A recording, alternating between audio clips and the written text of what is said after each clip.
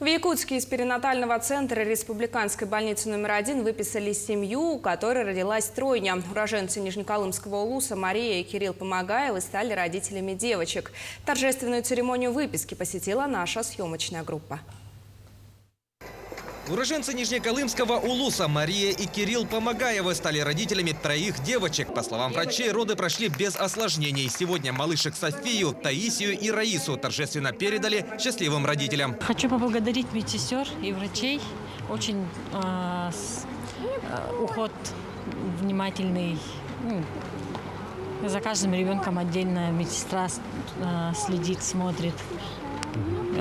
Помогают все время. Тройня родилась 29 ноября, чуть раньше прогнозируемого срока. Поэтому по сей день они с мамой находились в центре под присмотром врачей, чтобы окрепнуть к выписке. Представители больницы отметили, что благодаря современному оборудованию и высококвалифицированному персоналу они могут вынашивать детей даже с критически низкой массой тела.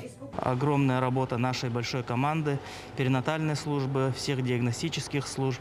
Это реанимация новорожденных, выхаживание новорожденных. И сейчас мы укомплектованы высокотехнологичным оборудованием. Мы с 2012 года, согласно приказу, выхаживаем детей с критической низкой массой тела. 500-граммовые дети сейчас выхаживаются.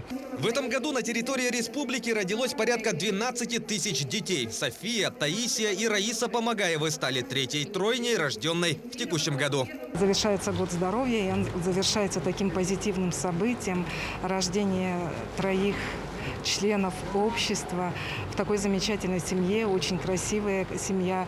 На стыке года здоровья и года матери такое замечательное событие для нас всех. Это подарок не только самой семье, но и подарок всей нашей республике. Отметим, что теперь семье Помогаевых 5 детей. У тройни еще 2 старшие сестры. По словам главы новоиспеченной многодетной семьи, они не перестанут ждать рождения мальчика. Пойдем за сыном.